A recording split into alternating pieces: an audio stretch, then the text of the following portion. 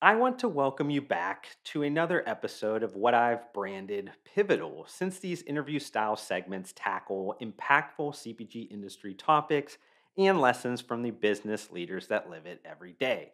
So it's not kind of every day that I get to talk to one of my childhood TV idols. To be honest, I've been having a lot of these kind of like pinch me, is this my real life type moments lately. For any boy growing up in the early 90s, you were absolutely watching American Gladiators. My guest on this episode is Cyclone from that hit show, but it's what Barry Turner did after he was injured on American Gladiators that interests me as an adult. Barry Turner went on to become the co founder of the massively successful health and wellness snacking brand Lenny and Larry's. Barry and I talk about category creation challenges 3 decades ago and what today's CPG entrepreneurs can learn from that early phase. Barry also shares his Steve Jobs kind of comeback story and how his time off from Lenny and Larry's created a serendipitous moment with another massive health and wellness snacking brand. These are just a few of the fascinating stories and topics discussed in this episode. But before we get started, I did want to give a quick shout out to the sponsor of today's content, Superior Snacks. As a trusted strategy consultant within the functional CPG categories, I've worked with numerous functional snacking contract manufacturers throughout the last decade. What I've always loved most about Superior Snacks is their willingness and ability to match the highest inventiveness level of the industry's most forward looking entrepreneurs.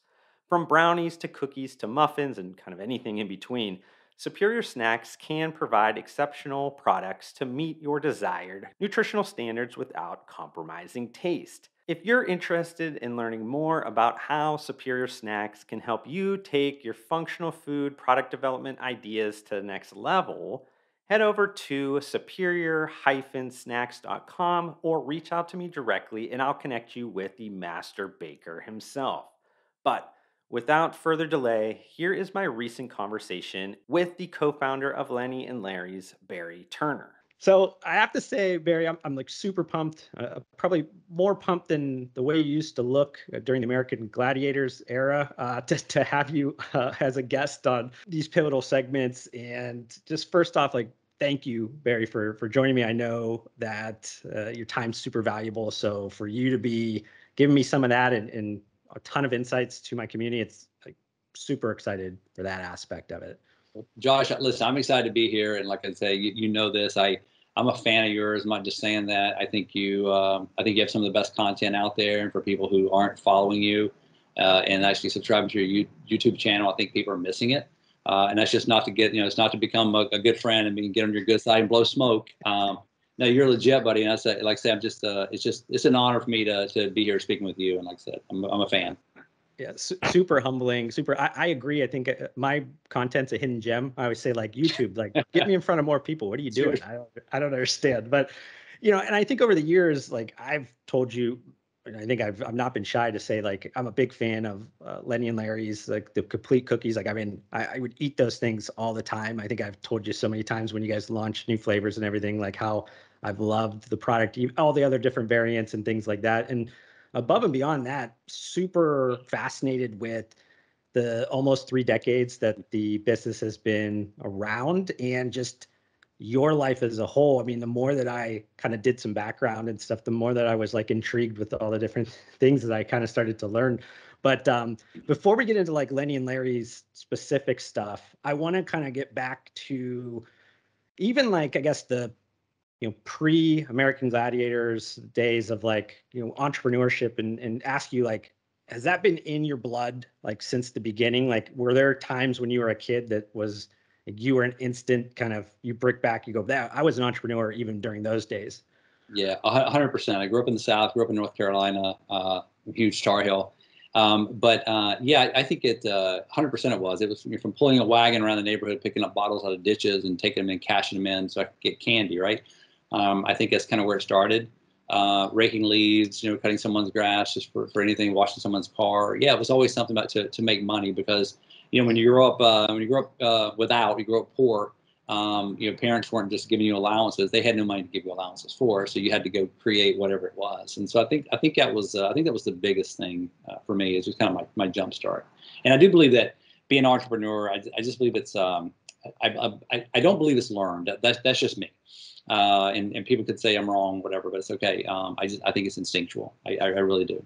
I tend to agree with you, and I thought about this when I was in college. I think the final year, or maybe when I was in grad school, the Kent State University where I went, they started a entrepreneurial track for like that you can get a degree in entrepreneurship. And I thought, how do you teach somebody to be an entrepreneur? I think that to me is like, visceral, innate. Like I could think, back similar stories in my mind is like I was all about the lemonade stands. I was all about cutting grass. I was all about, shoveling the snow from the driveways. I was doing anything I could to get money for what I wanted to purchase. And I can't think about like that I would have learned that later in life. Like that was something that was just baked into me as a person. Like, because I know a lot of my friends, they weren't not doing those things, but like that just became so natural that like, okay, it's a Saturday afternoon and it seems pretty warm and I live on a pretty busy street. So like, why don't I fire up and do some Kool-Aid and some lemonade and see if I could sell some stuff? Like that just seemed like so natural that then after that I was counting the money and I was like, oh, how do I buy more to do, like the whole thing was just at a young age, like even probably before you were taught some of that stuff in school, I was already like putting it into action. So I totally agree with you in terms of that, because I think it's odd to think that it can be learned. But maybe we're wrong. I don't know, but that's just my opinion. And like I said, I don't think we are wrong, but it's funny. And we'll touch on these things. But in 2001, when I sold my company, I was like, what do I do then, right? And so I actually applied at the Pepperdine Grazia Dio Business School. I'm like, I wanted to further my education. And I got accepted. And I remember the very first day of like an orientation, the guy says, I'm going to teach you guys how to become entrepreneurs. And that was the last day I went. I already am like what you were saying. It's like, how do you teach me to become an entrepreneur? I just think I think it's just in us. I really do. Now, I mentioned a few times the American Gladiator point, and I don't think that I could breeze over that, because for me, as a growing up in the 90s, like that was a super important show for me. Like I watched it every week. It was something, even when they came out with the less than stellar remakes of it later on, I still watched it because it was like you guys were like superheroes. Yeah.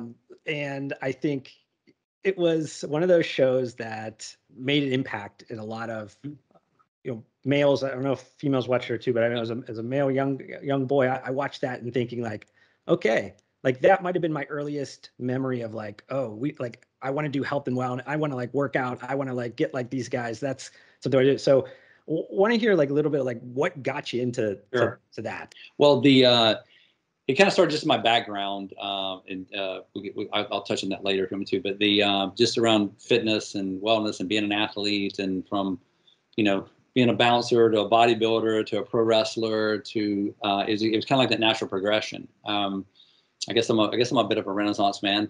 And then moving to California and just coming out here just because I wanted to live in California because of the weather, and moved out from Atlanta, Georgia. So they had I was training at Gold's Gym in Venice. I was a big dude. I was probably 240 pounds, hair down to my waist. And the Gladiator, I'd done some like modeling and a little bit of acting and stuff. I'm not a good actor. I don't even like to be on camera. So this is kind of rare for me too. But I got some bit parts just because of how I looked, right? And so I found out the American Gladiators were having an open casting call. So I just went, and I went with the intention of becoming the next American Gladiator, and that's a true story. There were over 300 people lined up. It was as far as you could see around the building, just a line of people. I was the only one dressed like I was dressed. I looked like American Gladiator, had American flag bandana, had the long hair. I looked different. It just looked different. And I didn't talk to anyone. I just like when I get into these types of things where it's a competition, it's me versus you. I'm sorry, I'm not your friend. I want to destroy you. And so I had blinders on. I didn't talk to anyone in line. Didn't want to make friends. I went in there and I just boom, boom, boom. I started doing my events, and they narrowed it down to 10 people that very first day, and I was one of the 10. Now I'm just a guy from Hickory, North Carolina, and now I got a 10% shot of getting on the hottest show on TV, and it was the first true reality TV show. And like you, I watched it. I was a little bit older as I watched it. But Josh, my whole life has always been, if I saw something, I would go like this, and I would look at it, and I would go, yeah, I can do that. That was just always my mentality. I didn't care what it was. I'd say I can do it. And people say, well, how do you know? I go, because I just know. And so we narrowed it down to 10 people, and then they go through some eliminations, go up against each other in certain things. Now we're down to 3 people. And I'm one of the 3. Okay, now my heart's racing a little bit. I'm like, holy shit, I'm about to get on, pardon my French, I'm about to get on this, the hottest show on TV. And it was. And so it came down to it, and then they stopped. There was no more communication. And well, the casting director had quit. And this is pre-internet. So I couldn't send an email to the person. So I had these, I'd done a photo shoot a while back, had this big 8x10 done with, like, I've got this, chains around me and ripped shirt. I'm standing on top of like a burnt car in downtown LA. No kidding. And I'm just like this. And so I took this photo and I just hand wrote a message to the new casting director and just told about exactly what I'd gone through. And at the end of it, I put in capital letters, true story, I am the next American Gladiator. Call me. And they called me. So now I got to go up against one more person. It was just some dude. I remember all he said is this guy was they said Olympic skier or something. It's all I heard. And he was really tall. He had long blonde hair, and I didn't care. And I beat him like a rag doll in front of all the executives at this studio. Smoked him in joust. I crushed him in Powerball. I smoked him in 240s. And I ran over to these executives, and I jumped up and I pumped my fist. And I just said, I go, who's your gladiator? And that was it. It was over. And so about an hour and a half later, I got the call. And so it was more, the highlight was more being selected on the show than it actually was performing. And I had a great time, and the people on the show were awesome. But it was my journey, buddy. It was just like, I was 32 years old at the time. So that was my journey. And I was now on the hottest show on TV, just a guy from small town Hickory, North Carolina. So it was just my biggest accomplishment in my life at that time. You probably can't stop that story without saying, like, I mean, it was kind of short-lived, unfortunately, because you got an injury, I think. Bicep tendon, yeah. That was the height, and then you have this kind of thing that hits you down, and then I think about, I don't know how long it was between that injury and then you guys sitting down, and maybe you guys were at the Firehouse Cafe or whatever that's right. So we used to eat there a lot, but we ate at a coffee roaster cafe in the marina, Johnny's Coffee Roaster. It was about a year and a half. It was probably about a year and a half from my injury. Okay. Yeah. Because I was thinking that cafe that's like right by that Venice Gulch. Oh, yeah. I wonder how many businesses in the nutritional side got started by just sitting there with you.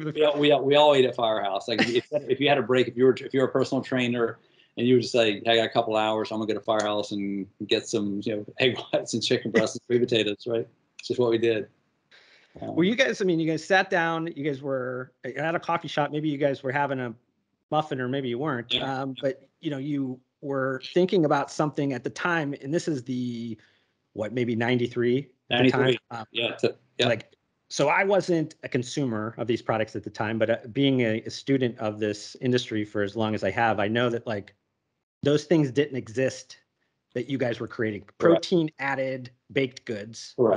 Were not a thing. They weren't like today, where every single thing has been reimagined in this better for you or functional way. Back then, you had maybe a protein bar or two that were not good, tasted like chalk. You had metrics. You had there's a bar called Steel Bar or something like that, and we ate them. But Josh always joked and say, back then you would eat your shoe if you thought it had protein in it. So these bars, Metrics used to give me a bunch of free stuff, and I used to use the product, and I liked it. It was palatable. Let's just say that. It's come a long way, where everything now tastes like a candy bar. But yeah, we were the first. And true story, we were sitting there having breakfast in the marina, chicken breast, egg whites on the plate, and we did have a muffin sitting on the table, and we were going to share the muffin with a cup of coffee. That was going to be our treat. And I just pointed to the chicken breast and the egg whites, and I said, why can't we put the protein in that muffin? And that was it. And most people, if someone else had said that, would they have even taken the initiative or taken the action to actually go do something? Probably not.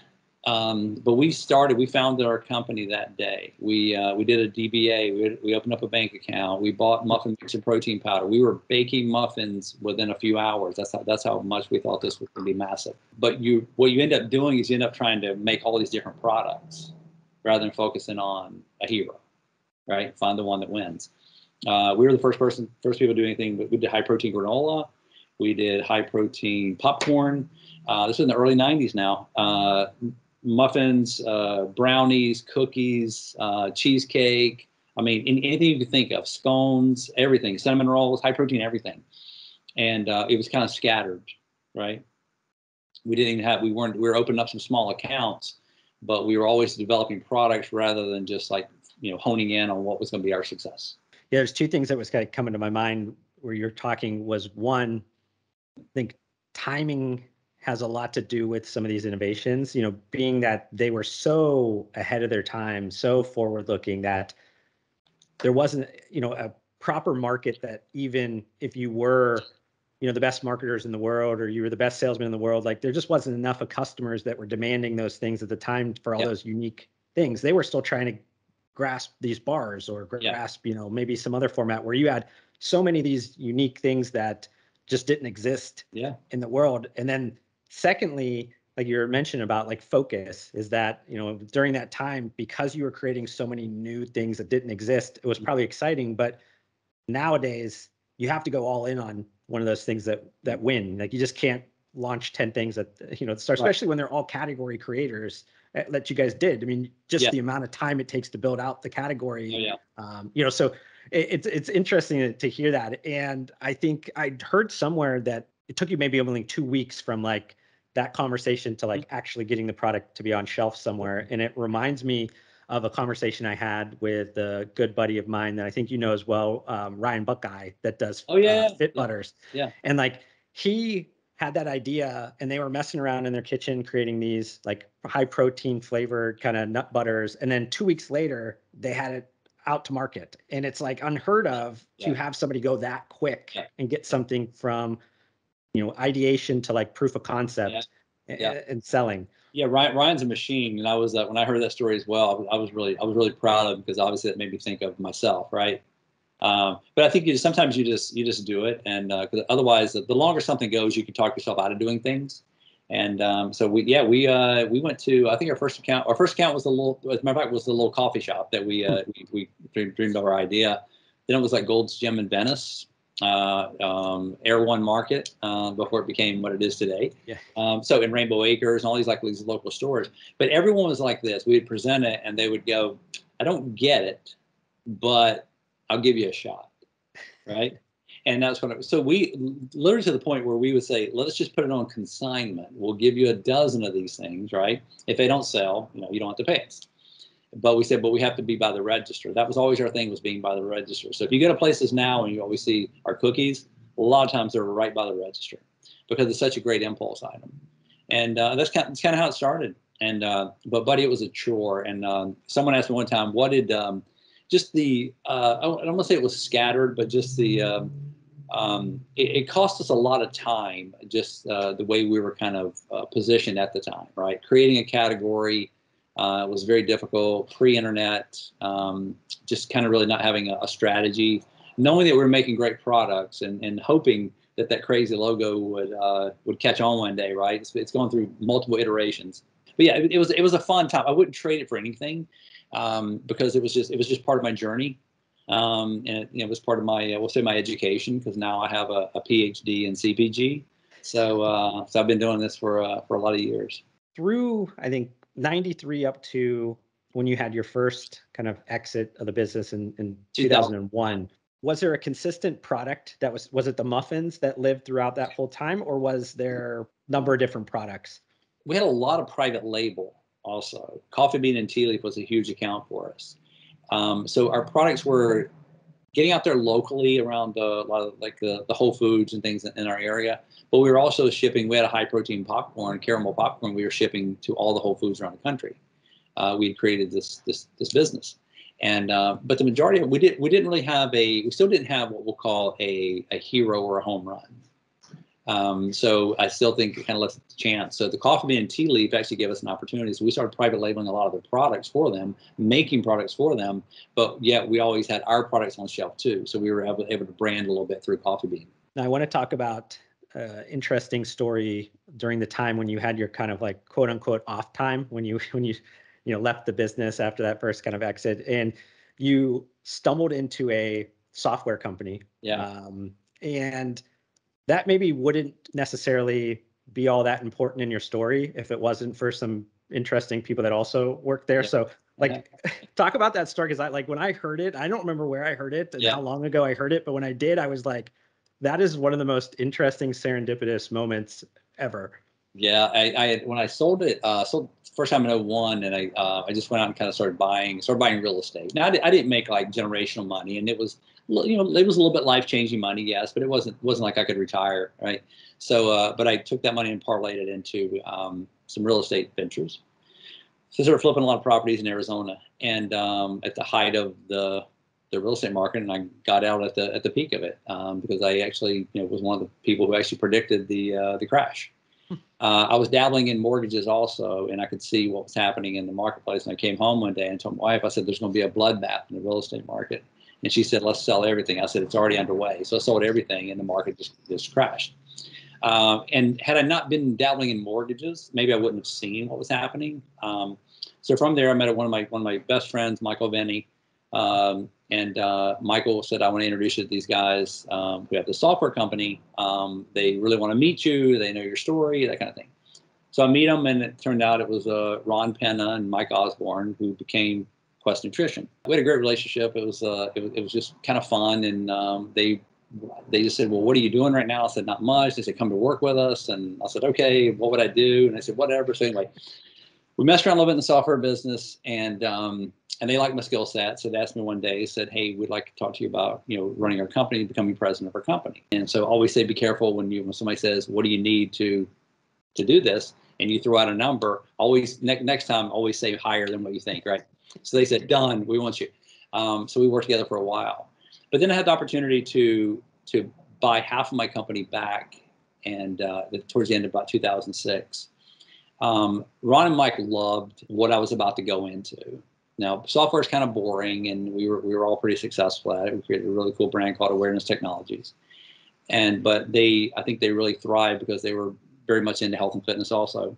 And so I think they wanted to be a part of what I was doing too. And we tried for a while to bring them in as investors and things in my brand or whatever, but it just, Ron and I are, and Ron's a great guy. And, but it would just been two alpha male dogs, like this. So decided not to partner with them. And so they go out with their knowledge of, being able to market online and direct to consumer. They created Quest Nutrition. Yeah, it's interesting because they like either one of those forks in the road. Mm-hmm. Either they join with you Mm-hmm. on your comeback, or they go and do their own thing. Yeah, like it's both of those hands were winning hands. You know what I mean? Listen, 100% I agree with you. And what I love about him is like Ron's one of the smartest guys I've ever met in my life. He literally is. He's a freaking genius. And I agree with you 100%. I think had I partnered with them, but I just didn't have a good enough grasp of where I was when I came back to allow just to have that outside voice. I really wanted it to be my show. Even though I had a partner, he was a good partner, but he let me kind of do my thing, right? And he knew I wanted to build this thing, and he was able to kind of not take a back seat, but just to give me the reins to go do what I needed to do. And I want to dig in a little bit more on this kind of Steve Jobs comeback moment, because I think that that one's obviously well chronicled, but yours maybe is not. And want to get maybe into your mind a little bit. I know you said you wanted to run your own show, but like, how motivated were you after you left, and then 6 years later you come back and the company was probably not exactly where you thought it should be or where you wanted it to be? Like, how motivated were you to like prove any doubters kind of wrong during that period? I don't know. It's funny. I don't know if I was really set on just like proving people wrong. I never felt I was competing against anyone but myself. Yeah, I mean, maybe there's part of that, Josh, because I think a lot of people, when they first saw the brand, and they laughed at it and the logo. It's stupid, it's hokey, it's goofy. It's nobody's ever gonna buy a product that has that logo on it. And maybe there's part of that, I'll show you type of thing. But for the most part, it was just me, just having a new lease on life and being able to go back into basically it's like I was able to like get it back, and it was still an infant, right? They hadn't messed it up or anything, but they hadn't grown it and done anything with it either, right? Yeah. So I felt like it was a bit on life support, that there really was no brand, there was no identity. It was still just more like a private label business that would just basically some decent income. But so when I came back, I think the first year, based off of what they did the year prior, we tripled it within the first 11 months. And then that started that journey of like, growing every year. Because I think setting the tone maybe or setting the stage, I guess, for people that maybe are not too aware of the market at, late 2000s, it wasn't all that much more mature than when you started. Obviously, there was a lot, maybe say a lot in relative terms, but if you compare it to today, there was not very many competitors still doing Right. bars or any other kind of formats. And you talked about all that growth, but you still were super innovative at that time, because at the time you guys came out, I think, with the Muscle Brownie, which was, you guys could have went with a bar. You guys could have went with something that was more relatable, but you went with something that was, again, not really seen out in the market. It took another shot at it, which I think could have been risky at the time, but obviously pulled, made the right decision. Yeah. Well, it's funny. You're 100% right there. And I wanted to create something that was like completely different. There were bars starting to hit the market. And so coming up with to be really the first high protein brownie was, it still would take the place of a protein bar, we were hoping. We were so set on this being a success. We ordered 72,000 brownies. I'm not kidding you. We had 36,000 of each flavor. We had multiple pallets sitting in the warehouse, and we had no accounts. And we said, now let's go sell them. And we went right over to Whole Foods regional office in the Valley here in LA. And I'm sitting there in the lobby. We had no appointment, shorts, t-shirt, true story. And the buyer walks in, and she looked at me and she goes, I remember you. And I said, I remember you. And she said, what do you have? I go, we got these new high protein brownies. They're all natural, they're this, whatever. She goes, I love them. Let's put them in. And I went, oh my God, that's awesome. So we obviously had a great lunch that day, and it just started. We sold out like so quickly. GNC took them, Vitamin Shop took them, everybody took them. And but we always had this little crazy little cookie that had a little cardboard thing behind it, had all of our nutritionals, and we had a label. And so that cookie was always locally, it was everywhere, it was in little baskets by registers, and the cookie it was always selling. It was just always so consistent, right? And that, as you know, that became our hero. When did you guys officially, I guess, call it the Complete Cookie? Was that it was always called the Complete Cookie. I still think it's one of the best product names out there because of the word complete. Just like I think Balance Bar was always one of the better product names out there, period, just because I thought it was a perfect name, right? And so Complete just it completed everything. So in 2000, it really started catching fire. We'll say maybe around 11, 12, we started getting more and more accounts. Until one day, Vitamin Shop said, if you guys could get a better shelf life, we think, and this was their term, you guys can become a box business. In other words, they'll buy you by the boxes. And the light bulb just went off, and I said, so now I was on a mission to actually find the right foil, the right packaging, but that also took that. Now I had to have a design for the package as well, so it was no longer a label. So now I had a bigger footprint. Now I could say more things that I wanted to say, and I remember when we took it out of the clear wrapper and put it into the film. I remember my business partner's son Tony said, he goes, if you do this, he said, we literally could go out of business. I said, we could be jumping up and down celebrating.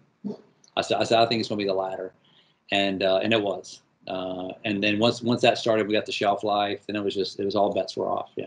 Yeah, and you guys saw immense growth through the early 2010s into the mid 2010s, and even into the latter parts of the 2010s. And I wanted to talk about something that happened that maybe, let's say, stunted the growth a little bit, but definitely reset you guys a little bit in terms of strategy, product, all those types of things. And that was from like a class action lawsuit that showed up, I think, I don't know if it was 17 or 18, but it was. It actually, that happened around 2016. And I think that anytime, something public like that happens to a high flyer brand, there's a lot of them, they struggle. I mean, like you never hear from them again or something like that. And though I think you guys took a hit, guys were able to, in a way, if we're talking about, analogy maybe with an airplane, like, the thing's diving, you guys were able to pull it up.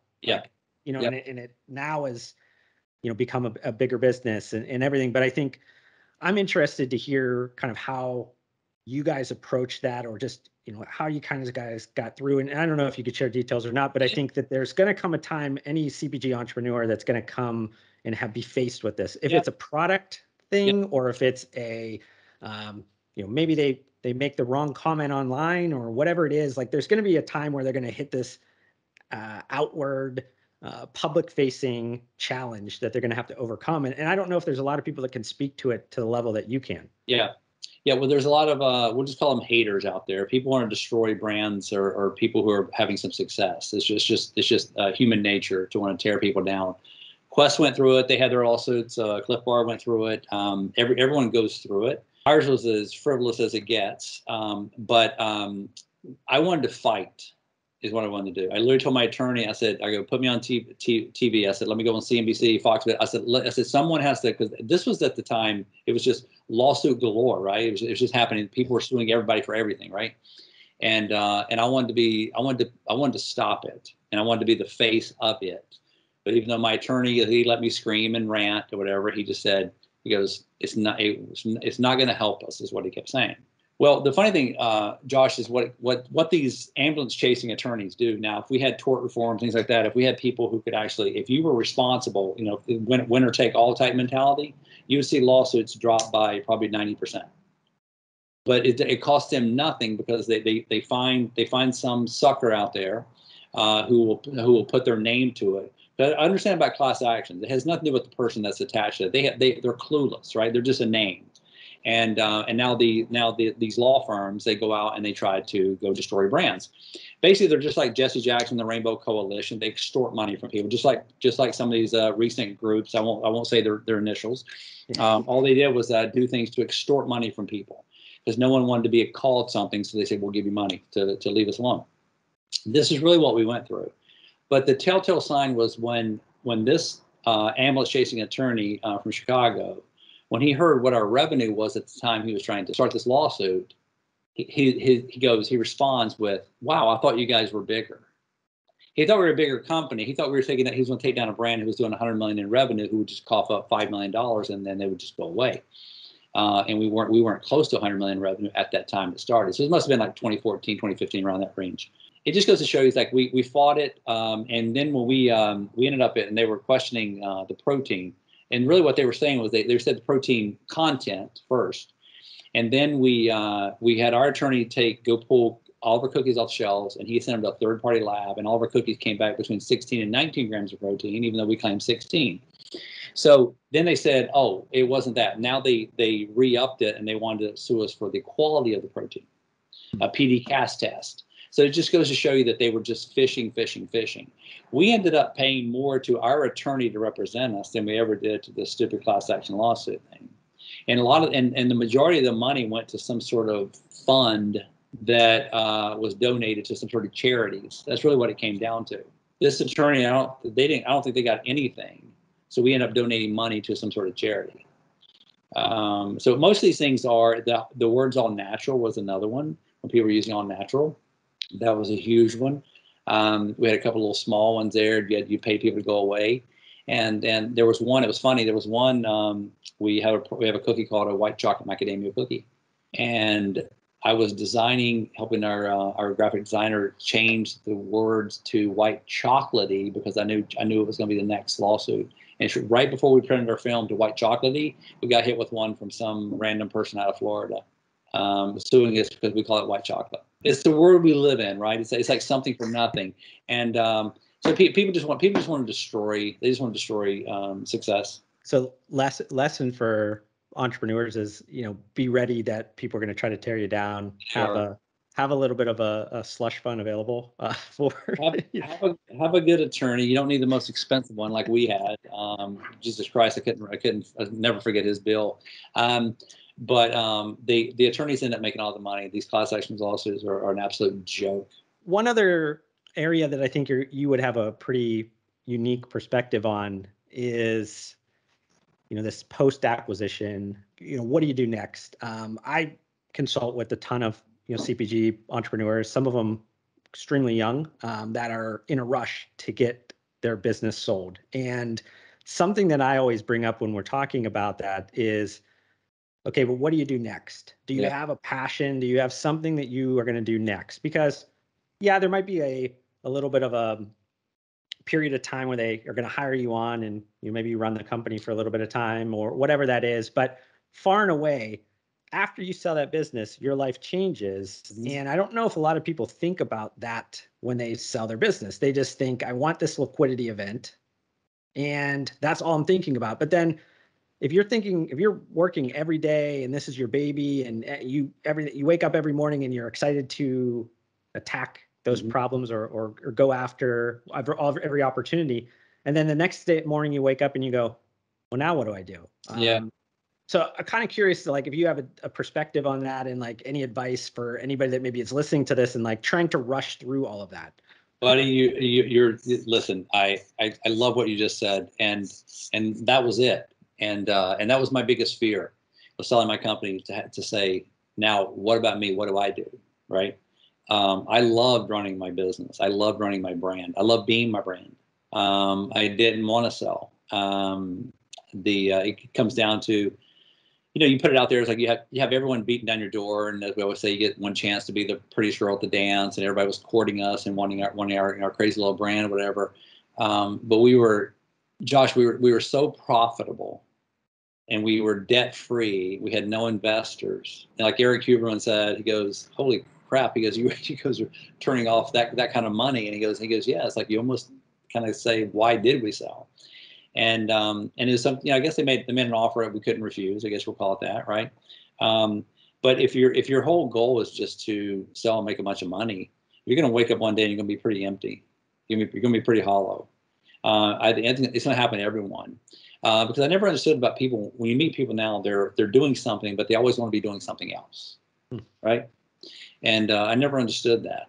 And so I'm like, it's okay to have goals and things like this, but you're building a brand so you can hurry up and sell that brand, so you can go do what, right? And why is it you have to have an exit strategy? Why is that part of it? It's just because of the world we live in today and how the CPG world works, right? What's the exit strategy? If I invest in this brand, what's the exit strategy? So you can kind of back it up a little bit. I think the problem lies in investing with investors. Now the founders have a responsibility to the investors to make this profitable and give this person a really good ROI ASAP, right? And I don't think that's a strategy for success. I'd like to see people actually bootstrap and hustle, and people say, oh, money's always an issue. Like, I need to raise money, whatever. Exhaust all your resources and all your means, right? Before you go out and raise money and give that equity away, especially when you're raising at such an early stage. Equity is very expensive to give away, especially when you do it right up front.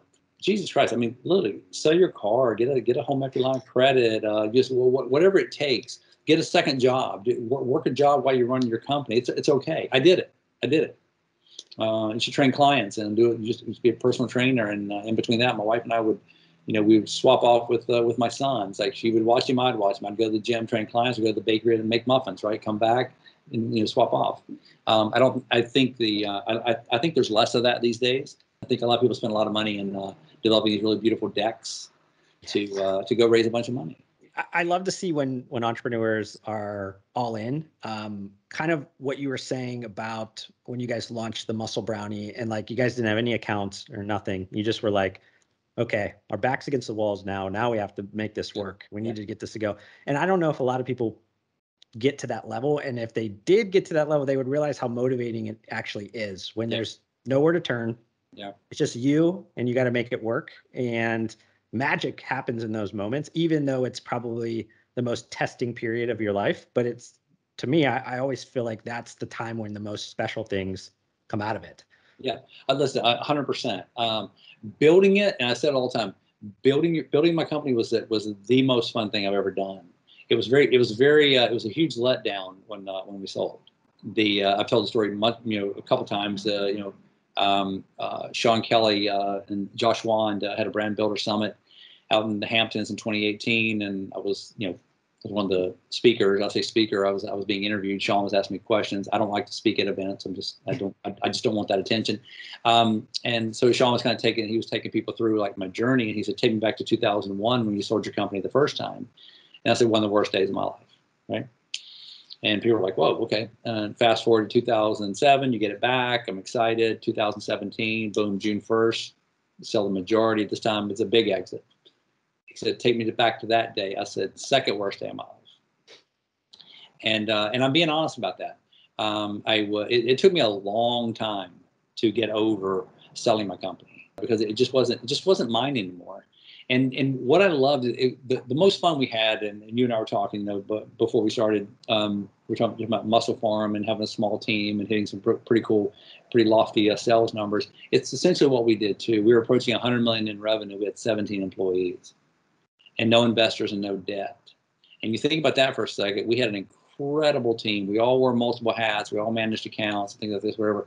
But we were in the thick of it, and it was just some of the most fun time to be a part of it. I just wish people wouldn't be so quick to want to have that exit, and rather they build their company, build their actual business, and try to make it profitable rather than just trying to have all this growth and return some money to some investors. I totally agree with everything that you were saying there, and super thankful for everything you provided in terms of insights, your story, everything like that. I loved us chatting here. I think it's going to be excellent. I think a lot of people are going to get a ton of value from it. So just want to give you kind of a round of applause. Thanks. Hey, listen, it was following Sam from Good Wipes is really hard. That dude's fire, man, and he's funny and he's sharp, and so I really enjoyed your guys' interview.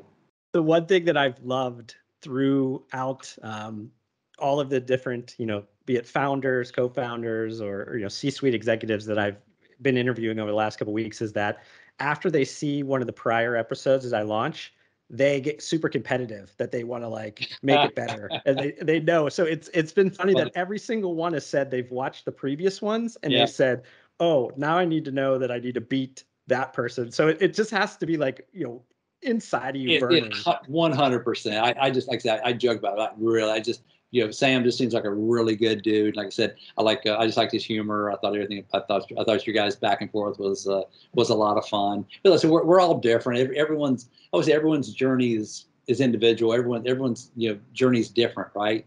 And that's the beauty of everything. It's just being able to have your own journey, have your own story. Yeah, definitely.